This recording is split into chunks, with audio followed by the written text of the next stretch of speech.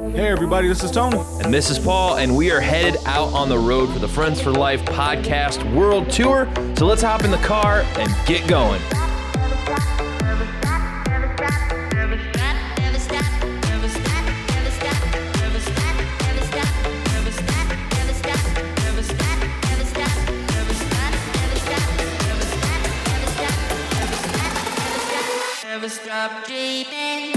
All right, everybody, welcome back to the Friends for Life podcast. This is our first ever mobile podcast that we've been talking about for a while now.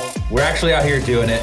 And our very first guest, mobile, is Mrs. Jamye from Center for Disability Services out here in Licking County, who, by the way, super awesome. They set us up with this conference room. Very pleasant. Yeah. Great people. Great people. So enough about us. Jamye. Oh my goodness. The question that we always love to know with our guests is, how did you get into this field, the disabilities field? Because it's not a very common field. I don't know. It's not. Before I worked here, I didn't know a ton of people that worked in this field, and it's a very tight-knit community, especially here in Ohio. So, so where was your start?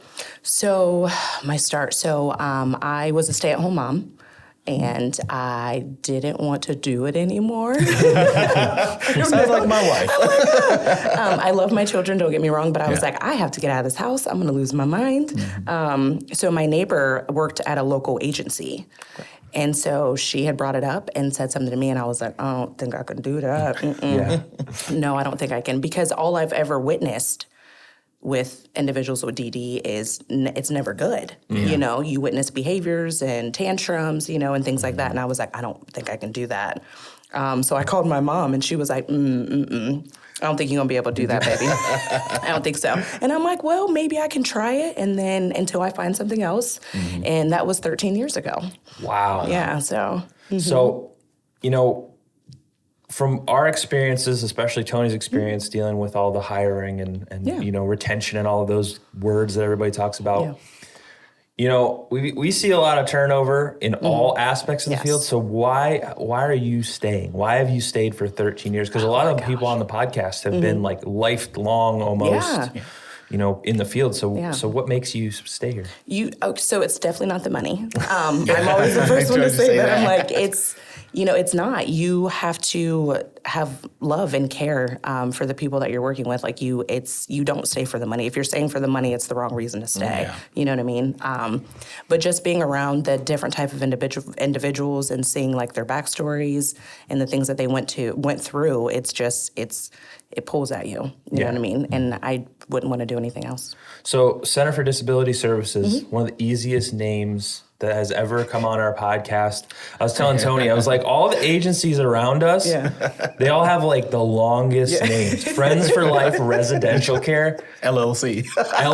Typing that is a nightmare. Do you have to put the LLC in there? You don't have to, but it's like some kind of weird thing that everyone started doing at some point just to show like, hey, you're not going to sue me and get stuff from me. We go by CDS, so that's even easier. You know, like everybody's like, oh, you work at CDS? Like they know what that is. We've been open, I think like 67 or 68 years. Wow. Nice. Yeah, so a very long time. So, you know, what's your, at CDS, what is the main thing that you're doing? I mean, that I'm doing? Yeah. So I currently, in February, became the director of the Adult Day Service, which has been awesome. I was the coordinator previously. And then my predecessor left me. She retired because she had been there, I think, like 26 or 27 years. So she was like, you know, I'm going to retire. And so I was super excited that I got the position. And I also do creative housing, which our agency owns different properties, and we rent them out to the local agencies so the individuals can live there. That is very, very much needed. We're currently in a situation where we're looking for housing for at least 4 to 5 people, and it's just you constantly running into barriers and roadblocks. So how do you integrate that? You know, because I'm looking, you guys do it all. We try. You know, between residential ADS and the housing and all of that. Yeah. Like, is there, do you have like a special hub that, you know, at like a pop-up shop?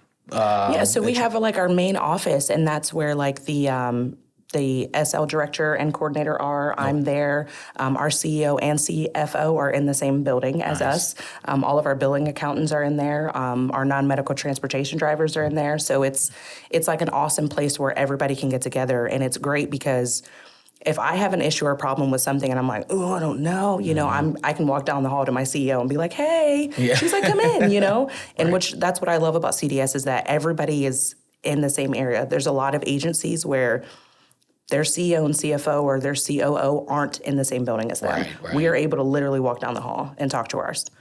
Which is absolutely amazing. Yeah. I also see that you help with improving daily skills. Yeah. Like, is this something that you just naturally do, or does it have to be in the ISP? Like, how are you guys going about it? Everybody wants to improve in daily skills. You would think so.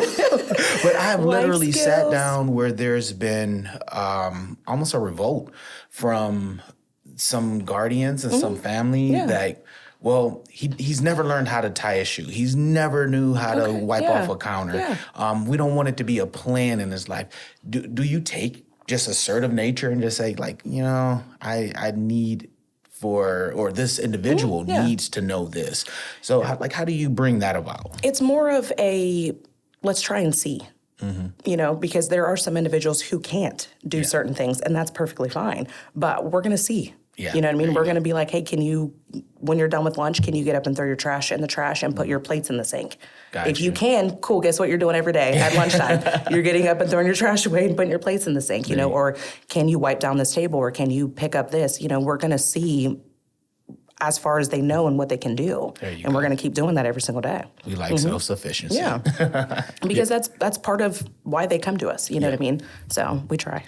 Well, you said you like, you hear a lot of awesome stories. That's kind of what kept you in the field. What's some stuff that you've personally seen over time that has been like really like emotionally or, maybe changed your mindset about the way that you live? Because a lot of the people that work in this field say it kind of makes them more grateful for being like full, able-bodied sometimes, or even mentally or physically. Like, what are some stories that really kind of have changed your perspective on life? I will tell you this first. A lot of people feel like individuals with DD are not smart.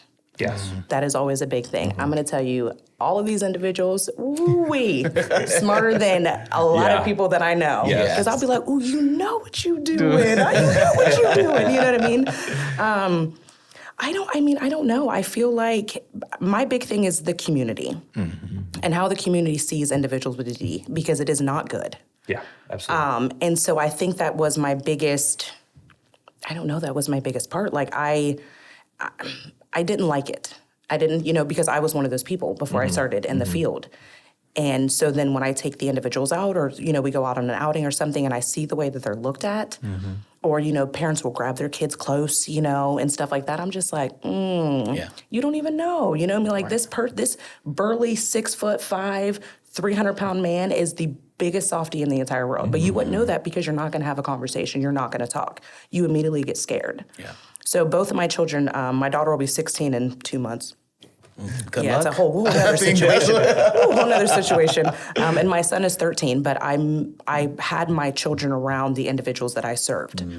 Because I did not want my kids to grow up and think it's okay to point or smirk or never okay to do that. So that was my life goal, is like, if my kids are able to accept, other people can too. You know what I mean? Yes. So that's always been my big thing with that. It's interesting because that's how I grew up, and that's how I'm teaching my kids to grow up. Like, they're here on the trip with us, and they're going to be able to see different agencies, different places, and different things. Yeah, and meet different people. And to realize that we are a community is very, very important. If you had to, I guess, change a primary thing, and Paul normally asks this question, so I'm stealing something from his playbook. If you had to change something like that's right here staring us dead in the face, like, hey, this is a problem in this field, what is it that you would change? Pay. Yeah. That's I'm 100% honest. I am very big on the adult day service because that's what I do. And one thing that I'm very serious about is longevity. So pretty much I'm going to say the state is saying that if you work in someone's home for so many hours and you've been in the field for so many years, you can get an increase in your pay. But they don't offer that to the adult day service. Gotcha. Which is kind of frustrating to me because I feel like we're all DSPs. You know, we all should be able to get the same benefits, you know, or the same thing. And it's kind of like they put a divide in between the two, and that's something that I'm not okay with. Yeah, that's a very slippery slope because I know how much I feel as if people don't have the mindset for financial literacy. Just even as a group of people, the primary job for us is very low skilled, very low needed labor for, I don't know, you don't need to go to college to be able to clean someone's room and teach them how to do basic life skills. You have to have common sense. And consistency. You know, the more consistent we are with these things, the better it turns out. But do you think that we're going to ever see the pay increase? Now, I literally just talked to the director about this, and I know that there are things in work. Yeah. But do you think it's going to be realistic? Are we going to meet the expectations of actually being looked at as healthcare workers? Like, are we going to be on the level of nursing? Yeah, I would hope so, because I feel like we're doing the same. You know, we're taking care of someone's loved one. Yeah. You know, we're helping this loved one, which is a mother, father, sister, aunt, it doesn't matter. We're still doing that. But they look at us like, and I feel like they look at us because these individuals have DD. Yeah. We're not going to pay you as much as we would someone in a nursing home, which I don't think that's fair. I feel like we definitely should be, the starting wage should definitely be higher than what it is, because that also helps with retention as well. Correct. So if you're coming in and you're like, hey, I'm going to start you out at this much money, and then after so long, you know, you'll get this much and get this much, a lot of people are going to want to stay because they're like, okay, I'm getting a decent living wage and I'm able to be somewhere that I love to be. Okay. And that's where some people are having to decide if they want to stay somewhere they love or be able to support their family. And that's not fair. You know what I mean? Yeah, that's it's always a point of contention that we see when talking to people on the podcast, is because once you bring the disability side of it into it, they, like, people with disabilities, even at like the state level or the national level or the world level, always get kind of pointed to as less than. Yes. And, you know, like, that's BS, obviously, I agree. Because, you know, it's weird that I mean, there's a lot of issues that it's weird going on right now, but it's like, how in 2022 we're still fighting for like basic human rights, not only for individuals with disabilities, but like workers who are taking care of people with disabilities are getting treated like basically like disposable. Yes. Yeah. Oh, it is. And it's just pretty sad. Do you think there's anything solution wise that would help? I mean, that's something we're always talking about, is like, we're trying to gather as much ideas as possible from as many people as possible. Like, what can we do about it? Because everybody has good ideas. It's just how can we down the road use this information and these ideas to maybe work at a level with the government or state or agencies to like actually make a change in society rather than just talking about it? Because that's our end goal. Yeah. Working for change, not just being a microphone, you know? Yeah. I feel like the people who are making the decisions should come and work. Yeah. Good luck. But that's how I feel. I feel like you're making these decisions, but have you ever worked with? Have you worked in a home? Have you taken 10 individuals with 3 staff to an outing to the zoo? You know, have you ever done that? No. No, you haven't. So how are you making the decision based on what the staff are getting paid if you've never done the work? I feel like that's crap. Yeah. Ooh, real quick. There was a situation. There was a gentleman, rest his soul, by the name of David.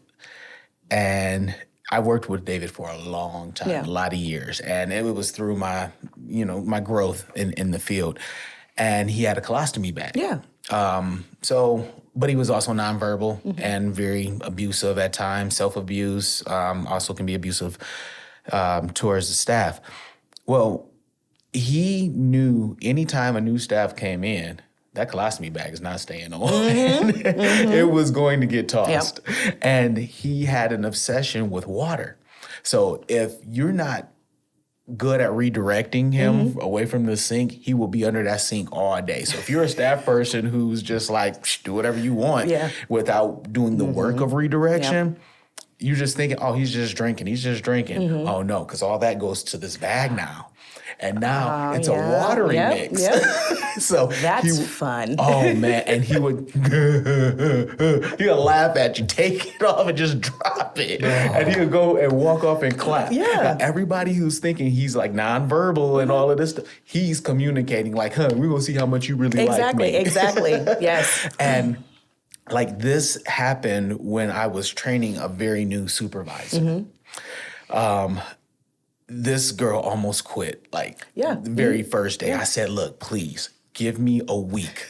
Give me a week. He's only doing this because... You're new, And she didn't comprehend that he understood all of this. Yes. And after the first week, she was like, oh, yeah, Tony, this is good. Like, we're friends now. We're like, he'll grab my hand, we'll watch movies together. If I say, hey, you shouldn't have that much water, he'll step back. And like, it was just a trial and error. Every time. But there were so many people that just quit too fast before you even get to know a person. So I go down that long rabbit hole of a story to even ask, have you ever been in that moment where you're just like, oh, man, I'm done? So I feel like everybody has a preference, whether they work in the homes or work ADS. Yes. I prefer ADS. That's just, but I will fill in the homes, if they need me or whatever.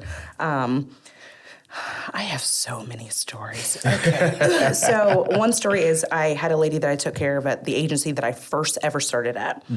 And the director of the agency said when she has a seizure and she comes out of it, she is very combative. Okay? Not that big of a deal, okay? No. So she had a seizure one day. She came out of it. I'm talking to her. I'm getting her out of it. She's doing great. This lady had a walker as well and had a hip replacement and was very hard walking.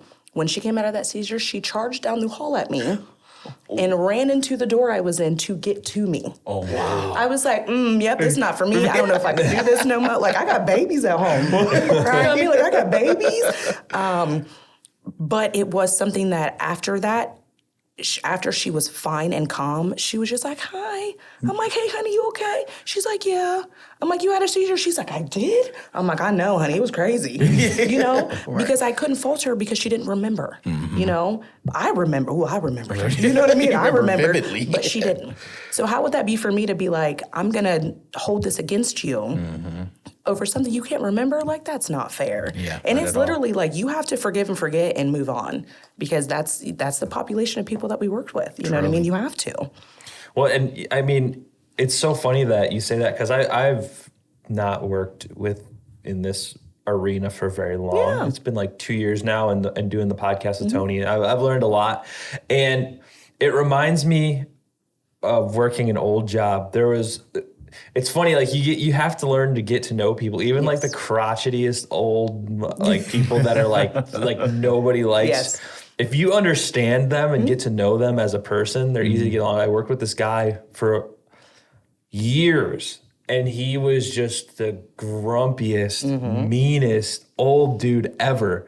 But once I got to know him, he's just like a lonely old man. He was like, didn't have, like, he lived by himself. He had a dog. And like, once I got to know him, he was the nicest dude ever to me. Well, most of the time. But it's just to say, like, people need to not just give up on people on the first 2 seconds of their life. They will. Like some people are terrible people. Some people just suck. That's just how suck at being people. And that's across the board. But some, like, generally, I feel like most of the people you get to know them, they're way easier. They'll get along with you. It's just getting to understand how they operate. Yes. And most people don't want to take the time to do that. And individuals with DD too, it's a revolving door of staff. Yeah. So they're going to try their hardest at the way beginning to see if you are going to stay. So they're going to throw everything they have at you within the first couple days.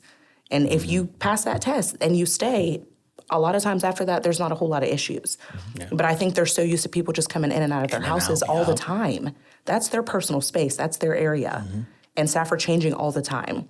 So they're like, yeah, we're going to see if you're going to stay or not. And so they'll throw everything at you at first. They just want you to know, they can trust you. Absolutely. And, how would you feel if someone was continually in your house, a new person every couple of weeks, days? Yeah. One of the things I used to always say in orientation, like, just imagine me coming to your house and I just walk in with an attitude on my phone, and I'm telling you what to do. And you're at home. Yep. Home. Like, that is the weirdest concept ever. And for us to negate feelings and that thought process is selfish. Yeah. I want to switch something up because from colleague, peers in the field, NMT. Yes. Right now, with gas prices being like $1 million a gallon, they're so high. How is your company holding? They seem to be doing good. They are. Listen, I'm telling you, my agency I work at is amazing. I'm not just saying that because I work there. I'm being for real. We've been open a long time, so obviously we're doing something right. Right. But I don't know logistics and numbers. Okay. That's my CFO. But we're doing well. I've never had anybody come to me and be like, we don't have enough money to put in this big van. You know what I mean? I've never had anybody come to me and say that. So on my end, we're doing great. That's good. Really good. That's good. Now, what about for areas? Now, inner city is a whole lot easier to serve for NMT versus urban and suburbia and rural areas. Do you guys do a lot of rural areas? No, not currently. So when COVID hit, that was a huge hit. Yeah. Especially to the adult day service because we had to close down our buildings. We couldn't have the individuals there. So then we had to go through like a strenuous process with the state to know how many individuals we could have come, depending on the space that we had. Right. So when that happened, when COVID happened and it shut everybody down, we had quite a few individuals that didn't come back, which was crappy because we love, every individual that we have. But so when we opened back up and we started doing well and filling up, a lot of the individuals that we have are local. So we weren't going far, you know what I mean? We were going maybe 15, 20 minutes the furthest trip and then maybe 10 minutes the other way, you know what I mean? So we weren't going very far. Now that we're picking up more, we are going to have to go further with the influx of individuals that we have coming in, but I don't see it being an issue. All right. Yay or nay for electric? Electric what? Electric everything. Like electric cars, electric buses, electric, scooters, whatever is going to get us from place to place. Personally, I don't have an issue with electric cars. I don't know. I don't know if I have that much trust in someone to do what they supposed. You know what I mean? I'm putting trust in somebody else. Like if someone doesn't put gas in the vehicle, okay, I can drive down to the gas station. You know what I mean? Put some gas. I'm on my way. But if I'm like, hey, plug in, you know what I mean, the vehicle, and they don't, and then guess what? My route's not going. Or it's not even a secure plug in. I never thought about that. Yeah, me neither. Yeah, I'm putting what I'm doing in someone else's hands. I don't know if I can do that. Yeah, I don't know if I can. Fair enough. Yeah. Well, and I'm a nerd about outdoor stuff and nature and conservation, all this junk. And I think I was either listening to a podcast or reading something, and they were saying that although electric isn't fossil fuel driven, it could still potentially be worse for the environment in some ways because all the ridiculous batteries and stuff. Yeah. So it's like everything that you everybody we get so excited about stuff all the time, and then it's it's just greenwashing. It's actually just as bad as everything else. So it's let's break that down. Does it come from overconsumption then? And honestly, I think that ties into what we do here. I think there's been overconsumption in top tier paying for executives in this field, but our DSPs and the people grinding through, the bottom to the top see very little of it. I started off in this field making $8.55, $9. I made $8.05. Yeah. Yes. And that didn't change until I owned a company. Oh, see? I got up to maybe $15, $16 as a supervisor. And that was still salary. So the amount of hours and the time that I put in was probably, even lower. I probably made $5 an hour if you really, stick to it. So I just think overconsumption in so many areas is the true problem. Because if we didn't need to go across town every other day, we wouldn't need as many fossil fuels. We wouldn't need to think alternatives. We can actually walk to work, ride a bike to work, or, something to that nature. But I'm just trying to get in with my inner psyche of consumption. So how has the ever-present issue of staffing affected you in your day-to-day life? I mean, is it different with adult day services between like residential care, or is it, it's just ever present? It's all we hear about. It is because it's insane. I know that the adult day service hasn't been as bad with staffing issues, and I don't know why, but I'm very blessed. I'm not even gonna try to figure that out because I'm just happy that I have staff. There you go. I'm happy I have staff for the individuals that I have. But I do know that's the homes. And, I was talking to someone at a different agency, excuse me, a couple days ago, and she was saying that it's a 24-hour home and it's her and somebody else. That's it. I've heard so I'm like, lived it. but I'm like, what? And she's like, Jamie, literally, it's myself and someone else, and this is a 24-hour home. So I'm like, you got to replay that for me. Like, you got to. And she was like, I'm here all the time. When do you see your family?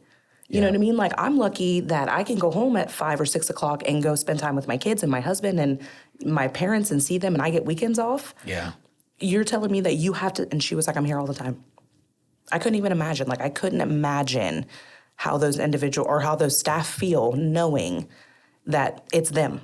Right. If they don't come into work, or if they need a day off, or they call off, what's going to happen to those individuals? Yeah. Or what's going to happen to, what is the supervisor going to say, or what is someone else going to say? You know what I mean? Because I've seen people get browbeat. They work 80, 90 hours a week, but they get browbeat as soon as they even think or want a time off. Need some time. Yeah. And I'm not even going to lie. I've been guilty of it myself. And I have even thought of ways to be able to say, well, like, is it really that much work in here that you're doing? And it's draining mentally for a person to be in there. And sometimes I think you can forget when you're looking at a bottom line, when of something, but you can't forget how mentally draining it can be. Is, very. And you start taking it out on the individual unknowingly. Yeah. So that's I couldn't imagine that, especially in a behavioral home or a home that has complex needs. Yeah. I'm like, I can't imagine it. I'm thankful where I'm at. Yeah, for the first time in many, many, many months, we are actually in a very good staffing spot ourselves. So I'm happy right there with you. Yes. Sister. Because I'm like, we're doing good. Like, our agency is doing decent. You know what I mean? Obviously, we could use more staff. Everybody could use more staff, but we're doing okay, and our retention is really good. That's good. We have staff that have been years, have been on the staffing for years, which I think is absolutely amazing. So I'm like, I don't know if it's the agency is amazing, and the agency treats you like family, and the agency has always been very understanding. That's good. So if there's like a staff that calls in and was like, hey, I need, my kid or whatever, supervisor was like, okay. Supervisor goes and fills in. No issues, no problems, no questions, no nothing. Like, we understand that you have families. So I don't know if that's why the agency is different than, but it's very, they're very loving and caring, There's a lot who will not do that. I mean, when I talked to this lady, that's what she was telling me. She was like, they don't care. And I'm like, they what? What do you mean they don't care? She was like, they don't care. They don't care that my kid is sick. They don't care how to take my kid to the emergency. They don't care. I'm just like, okay. I don't know. I would be looking for another job. You know what I mean? I would be 100% because, and that's what I tell people, like, you can go work. You don't have to put up with that. You can go work somewhere else making a lot more money. If the agency that you work for isn't treating you like you're not disposable, why are you working there? Right. You know what I mean? That's the part I don't understand. Well, and I've heard stories for instance, I know someone that works at a nursing home, and it's like a similar thing, but like with the problem you're saying, it's like when like the pandemic hit and all this stuff, and they were talking about how like everybody had to basically work more, and the owner essentially started taking it out on the staff and all this stuff instead of like trying to solve a problem. They're like beating down the staff and saying like, well, and then now this person is complaining that nobody's working there, and it's like, why would I want to work for you if all you do is berate me and yell at me and blame? And you weren't loving and caring. Yeah. So what was the point? Well, it's just like Tony and I, we're big on reading, and Tony's, obviously owns a business, and he has a lot to deal with on a day-to-day basis, not only making sure the business stays open, and then he's got me bugging him for dates and times when we can put podcasts together and all this stuff. And then on top of that, having to work with everyone that's below him on the chain. Yeah. And it's like, people forget that empathy goes a long way. It does. Like, it can't, like, you can get upset because you're like, when you have that on your plate, like, now I have to do this, or I have to figure out how to make this work. It can be frustrating. At the same time, sometimes you have to step back and be like, well, this person's dealing with some stuff right now that probably they don't want to be dealing with either, a sick kid or. Yeah, especially if it's a staff that's very consistent. That's my issue with some people, especially if it's someone that you can count on. You know that every time this person has a day off and someone else calls off, you can call them and they show up. Don't belittle that person. You know what I mean? Don't make that person feel horrible when they need some time. Yes. And that's usually who the supervisors or whoever take it out on is that person. Well, then guess what? Now you're going to lose someone amazing. Yeah. Because you couldn't just be understanding. I couldn't agree more. I have someone who... they were in one spot for roughly 9 months to almost a year. But they rocked it out through COVID to the notion of like at one point, and this is a 24-hour home, complex needs, and 3 staff. Okay. Just 3 staff in the house, period. This person also has some medical needs, herself. Yeah. Well, the family doesn't really care for, I don't want to say demeanor, but more of how this person speaks. It's a little more forceful, and there's not always smiles involved. Yeah. But the care, the cleaning, the cooking, the personal care is phenomenal. There was a time where they were okay with that because we had no staff. Yes. But now it's, well, I hear you got some people. We need this person out of our house. And then it's just like all the empathy and compassion that was given is not reciprocated. And I've been on the chopping block almost, I think, as a CEO and the company from the family and stuff, because I refuse to like feed into it right away. Because I know like, it takes compassion. It takes understanding. Yeah. We all didn't grow up in the same places. We all didn't learn the same way. If I speak one dialect and you speak another, that doesn't mean we can't converse. It just means we need to learn how each other speak, our conversation. So I definitely see why your company is where it's at. If you guys are going that route for the long run, your individuals have nothing but opportunity ahead of them. Yeah, I hope so. Yeah, and that's the way that we live nowadays is so fast, and everybody wants everything now.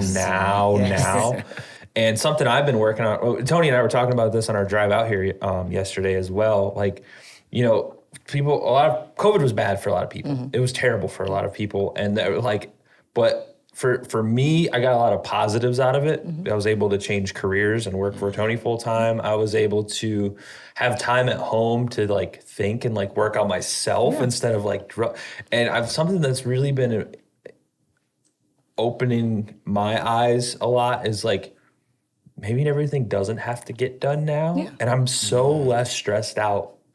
Because, like, obviously, like, the podcast has to be done on time, and all this scheduling and media stuff that we do all the time has to be done. But that's my job. But, like, things outside of that, like for instance, yesterday, Tony and I had planned to come down here at, 3 o'clock. Yeah. We got here at like 11 o'clock because stuff happens. Like one of the kids had to go to the hospital. Like I'm like, what good is it going to do me sitting here worrying all day about an arbitrary time? Like we're going to be here at 11 p.m. regardless because we're staying up the road. So it's like, why does this matter? And I think if more people kind of just tried to, and it's hard because we're working a lot nowadays. People are working a lot of hours more than they ever have in the history of time. It seems like. I made that up. It's probably, I don't know if that's true or not, but it feels like it. I believe it. And it's stressful. Everybody's connected 24/7 and people just took time to work on themselves. I'm not saying people that are just like workers or like in the houses, whatever, like all up to the executive levels. And like, maybe everything's not as big of a deal. Like I might lose a few $100s here and there, but like at the end of the day, is it more important to treat people well and have them stay like your company seems to be doing? Or is it more important for me to get mad at this person and make a big deal over something that's probably not that big of a deal? Yeah. So I don't know. It's hard to balance that because we're humans. Of course. Yeah. It's not like I don't get upset and worry about things because I read a book over COVID. You know, it's like it's a continual process. So I think there needs to be more of that because everything's so everything feels like pressure all the time nowadays. I want to go back to when I was a kid. Like when it didn't matter. Gosh, I say that all the time. Like if I could just go back to like 7th grade. 7th grade, I don't know why. I'm always like, if I could go back to 7th grade, I don't know what happened in 7th grade. Or my mind is like, if I could go back there, Nice. And I'm like, man, if I go back to 7th grade, I don't know what I would be doing. I don't know, but I know there would be a lot of changes in my life. Yeah. You know what I mean? Because I get stressed a lot. I get stressed a lot. And so I'm like, if I could just take a breath, you know what I mean, and relax and calm down and just pretty much the same thing. I'm like, I think my life would have turned out a little bit different. What about you, Paul? How far would you go back and change? I know mine. Pre-birth.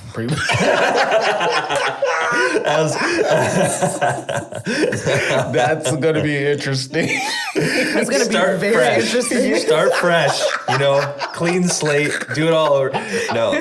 But don't you remember being a kid though? And you just like, nothing mattered. You could because it didn't. Because now it's like, I gotta get up at 6. When I was a kid, I would like just wake up at 4 a.m. and be like, let's go. And then like you just run around and when you're tired, you're just like, okay. I'm gonna sleep. Cereal on Sesame Street. Let's go. Listen, now you're old. Okay, so I'm old. But I'm like, if I take a nap now and I sleep for 2 hours, then I'm not going to go to sleep tonight. Like, I have to play all that through my head. I'm like, I am 34 years old. Like, if I want to take a nap, I should be able to take a nap.